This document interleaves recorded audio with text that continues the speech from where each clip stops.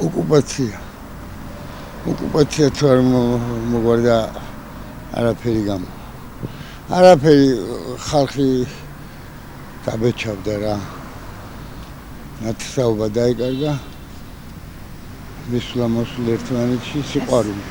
საოკუპაციო ხაზთან ცხოვრობენ და ოკუპირებული. აბა რა თბილისში ზოგმა არც იცის თუ რაღაცა მომხდარა ან თუ რაღაცა ხდება. არ იცის ხალხი. როგორც ომის დროს ისე ეხლა.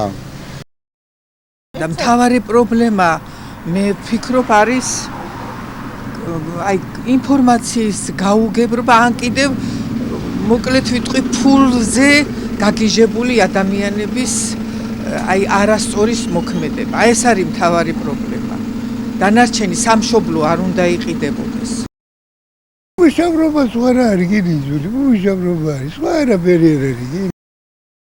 ძვირია პროდუქტები, მეტი არაფერი. ყველაფერია კარგად. თუ ყველაფერი რა ვიცი, თუ ყველაფერი. თუ ყველაფერი რა, მოსაგვარებელია თუ ყველაფერი. პატრონი არავინ არ არის.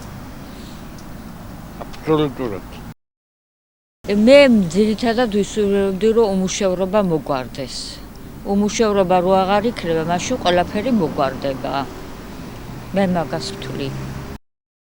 სამსახურები ალბათ და აი ეს რომელი ადამიანს გამოადეთოს რომ სამსახური არ არისო. უნდა წაიყვანონ, უნდა დაასაქმონ აი მუშაობებს. არ უნდა შრომონ, არა შრომონ.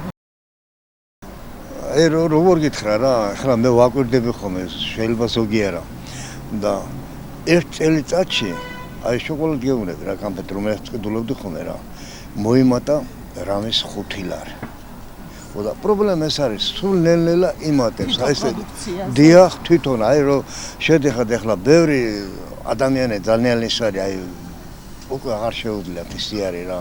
და თუ ესე გაგრძელდა ძალიან ძნელია რა. ხალხი საცოდაობაშია პირდაპირ. იმიტომ რომ მეტი წის სამუშაო ადგილები არ აქვს. ვერ ამუშაობენ. როგორ უნდა იყიდო?